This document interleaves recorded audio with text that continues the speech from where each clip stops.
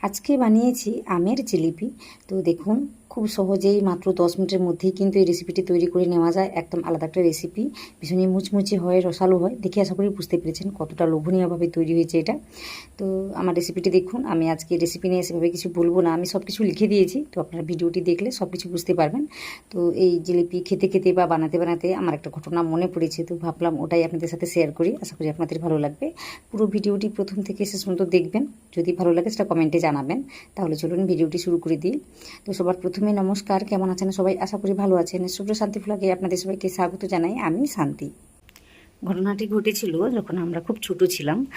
তো সেই সময় কি হয়েছে, আমার এক দিদির বিয়ের কথা চলছিল, বা বলতে পারেন বিয়েটা প্রায় ঠিকঠাক হয়ে গিয়েছে। তো ওই সময় ছেলেটা অন্য গ্রামে থাকতো, আর আমরা আমাদের পাড়াতে, মানে দিদিও থাকতো। তো কি হয়েছে, তো কোনো কারণে ওই ছেলেটার সঙ্গে দেখা হয়ে গিয়েছিল আমাদের এক মেলাতে। তো সেখানে আমাদের অনেকগুলো জিলিপি কিনে দিয়েছিল, দিয়ে বলছিল তো দিদিকে দিবি আর তোরা খাবি, চলে যা। তো ভালো কথা, আমরা নিয়ে চলে এসেছিলাম। এসে যে দিদিকে বললাম এটা তোকে দিয়েছি, তো এটা নিজেও খা আর আমাদের দি, আমাদের দিতে বলেছে। তো আমরা ভীষণ খুশি ছিলাম, কিন্তু দিদি অতটা খুশি ছিল না। তো আমরা জিজ্ঞেস করলাম কি হয়েছে তোর, তোর এতটা মন খারাপ কেন? জিলিপি পাঠিয়েছে, তোর তো ভালো লাগার কথা, তোর বিয়েতে কি মত নেই? তো আমরা নানা রকম প্রশ্ন করছিলাম। তো সে বলল কষ্ট আমার থেকেই গেল, আমি এখানে যে কষ্টটা পেয়েছি ওখানে গিয়েও আমি তার থেকে বেশি কষ্ট পাবো। তো আমরা তো শুনে অবাক হয়ে গেলাম। তো বললাম তোর কি হয়েছে, তুই কী বিষয়ে কথা বলছিস? তোকে জিলিপি পাঠিয়েছি, তুই ওটা তো খাবি, তো অন্য কথা বলছিস কেন? তো ওকে জিজ্ঞেস করতে বললো আমি ছোটোবেলা থেকে এখানে যে কষ্টটা পেয়েছি সেটা হলো একটা বাথরুম বা ল্যাট্রিন আমাদের বাড়িতে নেই, আমাদেরকে খোলামেলা জায়গায় যেতে হয়। তো যার কারণে ভীষণই আমার লজ্জা লাগে বা আমার ভীষণই খারাপ লাগে। তো ওই সমস্যা কিন্তু থেকেই গেল। ওদের বাড়িতে শুনেছি ওই ল্যাট্রিন বা বাথরুম কিছুই নেই, তো আমাকে একই রকমভাবে জীবনটাকে কাটাতে হবে। তো ওটাই বলেছে আমাদের তখন।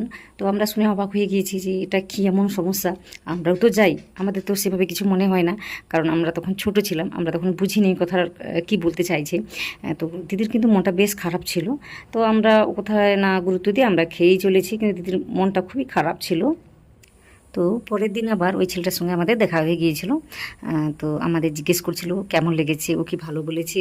তো আমাদেরকে বেশ জিজ্ঞেস করছিল, আমরা বলছিলাম কি ভালো বলবে, ও তো এটা বলছে ওটা বলছে, বলছে যে তোমাদের বাড়িতে ল্যাট্রিন নেই, তো কিভাবে ও থাকবে, ও লজ্জা লাগে, ওর খারাপ লাগে। তো এই কথাগুলো আমরা বলেছিলাম।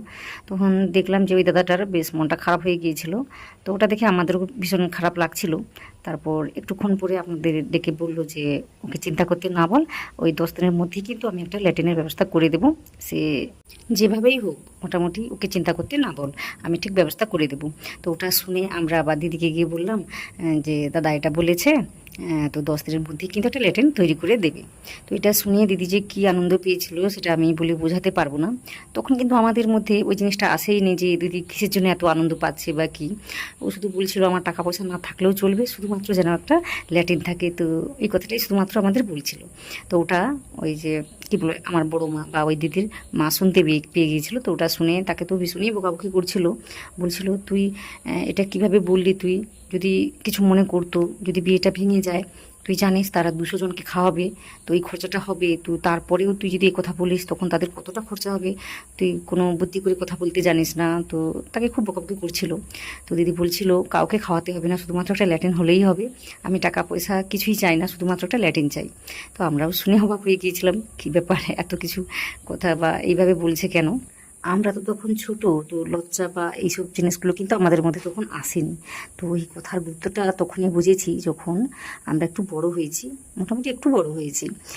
কতটা যে লজ্জা লাগতো বা কতটা যে অসুবিধার মধ্যে পড়তাম সেটা যারাই গিয়েছে তারাই জানে। তো ওই সময় কিন্তু আমরা স্কুলে পড়তাম, কী হয়েছে সারাদিনটা কোনো রকম কেটে যেত। ওই রাত্রিবেলা হলেই কিন্তু মা বাবাকে নিয়ে ওই খোলামেলা জায়গায় যেতাম। এতে লজ্জা পাওয়ার কিছুই নেই। কথাগুলো শুনতে কেমন কেমন মনে হলেও এই জিনিসটা কিন্তু একদমই সত্য। ভীষণই অসুবিধার মধ্যে পড়তাম। তো যখন স্কুলটা হতো তখন কিন্তু কোনো রকম অসুবিধা হতো না, আমরা ওই স্কুলে যেতাম, তো ওখানেই যা কিছু করার করে আসতাম। তো বাড়িতে এলেই একটা চিন্তার মধ্যে থাকতাম, যদি বেশি প্রয়োজন পড়ে তখন কি করব, বিশেষ করে দিনের বেলা হলেই। রাত্রেবেলাতে কিন্তু অতটা অসুবিধা হতো না, কারণ বাড়ির সবাইকে নিয়ে যেতাম। তো লোকের ভয়টা থাকতো না যে চারিদিক খোলামেলা আছে, কে দেখছে বা কী করছে, ওই চিন্তাটা থাকতো না, একদমই থাকতো না। প্রতিদিনই কিন্তু আমাদের চিন্তার মধ্যে কাটাতে হতো। তো দিনের বেলাটা কোনো রকম সামলে নিতাম, ওই রাত্রের বেলাতেই যেতাম মা বাবা পরিবারকে নিয়ে।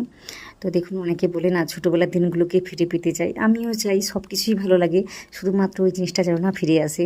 তো এখন বলতে পারি আমাদের কাছে যদি কিছু বড় পাওয়া কিছু হয়ে থাকে আমাদের কাছে, সেটা হলো এই ল্যাট্রিন বা বাথরুম। শুনতে কেমন কেমন মনে হলেও এটাই সত্য, বিশ্বাস করুন। আমরা ভীষণই কষ্টের মধ্যে কাটিয়েছি, ভীষণই লজ্জা লাগতো, ভয় লাগতো, সে আপনাদের আমি বোঝাতে পারবো না। তো আমাদের মতোও হয়তো আপনারা কেউ কেউ গিয়েছেন, তো ভীষণই কিন্তু একটা কী বলবো লজ্জার বিষয় এটা। তো এখন কিন্তু এই অসুবিধা নেই, সবার বাড়িতে মোটামুটি একটা করে ল্যাট্রিন আছে, বাথরুম আছে। তো এই সমস্যাগুলো এখন কিন্তু একদমই নেই। আমি যে সময়ের কথা বলছি তখন আমার বাপের পাড়াতে, তখন বলতে পারেন 40 থেকে 42টার মতো বাড়ি ছিল। কারোর বাড়িতে কিন্তু সেভাবে ল্যাট্রিন বা বাথরুম ছিল না, মাত্র দুটো বাড়ি ছাড়া। তো অতজন মিলেই কিন্তু ওই খোলামেলা জায়গায় যেত। আর কি বলবো, তাও আবার 200 থেকে 300 মিটার দূরে। তো বুঝতে পারছেন কত দূরে। তো ওই যে দিদির কথা বলছিলাম না, ওই দিদির বাড়িতেও কিন্তু ল্যাট্রিনটা বানানো হয়েছে, তাও আবার 200 থেকে 300 মিটার দূরে। তাও এসে আমার শ্বশুরবাড়িতে ল্যাট্রিন আছে, এটা আছে, ওটা আছে, শুধুমাত্র ল্যাট্রিনটার জন্য কত প্রশংসা করা। তো জীবনে সে ওইটা পেয়েই ভীষণই খুশি ছিল, আমি দেখেছি মোটামুটি।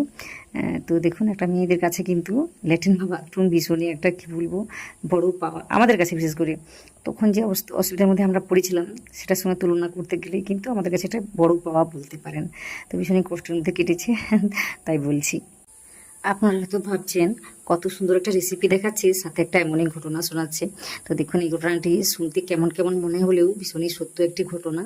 আর কি বলবো, এটা আমার ভালো লেগেছে জিনিসটা, আমার মনে পড়েছে, তো ভাবলাম এটা আপনাদের সাথে শেয়ার করি। কতটা যে অসুবিধার মধ্যে আমরা থাকতাম সেটাই আপনাদের আমি শোনালাম। তো রেসিপিটি কিন্তু আমি কি বলবো খুব সহজ করে দেখিয়েছি, এবং আমি লিখে দিয়েছি কিভাবে বানাতে হবে। তো আপনারা চাইলে কিন্তু পড়ে পড়ে বা এইভাবে বানাতেও পারেন। খুবই সহজ রেসিপি, আম দিয়ে বানিয়েছি, আমের একটা সুন্দর গন্ধ রয়েছে, খেতে কিন্তু দুর্দান্ত হয়েছিল।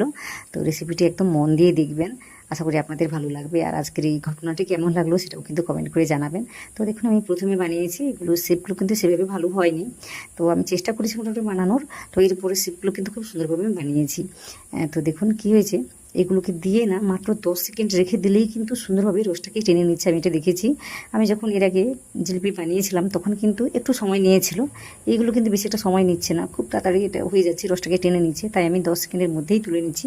আর একটু সময় ধরে রেখে দিলে আমি যেটা দেখেছি সেটা হলো নরম হয়ে যাচ্ছে, খুব তাড়াতাড়ি নেতিয়ে পড়ছে। তো এইভাবে 10 সেকেন্ডের জন্য রেখে দেবেন, এতে করেই কিন্তু সুন্দরভাবে রসটাকে টেনে নেবে, একদম মুচমুচে থাকবে, ভেতরে রসটা ঠিকঠাক থাকবে, খেতে খুব ভালো লাগবে। তো এইভাবে দেখুন শেপগুলো এখন কিন্তু ভালোভাবে দেওয়া যাচ্ছে। আর দেখুন, তিনটে কিন্তু খুব ভালোভাবে দেওয়া গেল বা ভেসে উঠেছে, আর একটা কিন্তু যেমন তেমন হয়ে গিয়েছে। কেন বলুন তো, ওই যে গ্যাসের আঁচটাকে আমি তো এখন কমিয়ে দিয়েছিলাম যার কারণে। তো গ্যাসের ফ্লেমটাকে হাই রেখে সবসময় এইভাবে জিলিপিগুলো দেবেন, তারপর কিন্তু গ্যাসের ফ্লেমটাকে কমিয়ে দেবেন, তারপর ভাজবেন এইভাবে লাল লাল করে। তো লাল লাল করে ভেজে নিতে হবে, এতে করে রসটাকে খুব তাড়াতাড়ি টেনে নেবে। তো আমি এটা দেখিয়ে দিচ্ছি, দেখুন এটা একটু আগে আমি দিয়েছিলাম 10 সেকেন্ড আগে, তারপর এটাকে দিয়েছি, দেখুন মাত্র কিছু সেকেন্ডের মধ্যেই রসটাকে টেনে নিয়েছে। তো ভালোভাবে ভাজা হলে না এভাবে কিন্তু টেনে নেবে। তো সুন্দরভাবে টেনে নিয়েছে, মাত্র 10 সেকেন্ড পরেই আপনাদের আমি দেখাচ্ছি, দেখুন কত সুন্দরভাবে রসটাকে টেনেছে, একদম টইটুম্বুর করছে আর ভীষণই মুচমুচে হয়েছে। তো আশা করি আজকের রেসিপিটি আপনাদের ভালো লেগেছে বা আজকের ভিডিওটি আপনাদের ভালো লেগেছে। ভালো লেগে থাকলে সেটা কমেন্টে জানাবেন, আমার ভিডিওতে একটা লাইক দেবেন, নতুন কেউ হয়ে থাকলে অবশ্যই আমার চ্যানেলকে সাবস্ক্রাইব করে নেবেন। আর আশা করি আজকের ভিডিওটি আপনারা সম্পূর্ণ দেখেছেন। আপনারা যারা দেখেছেন আপনাদের সবাইকে অনেক অনেক অনেক ধন্যবাদ জানাই।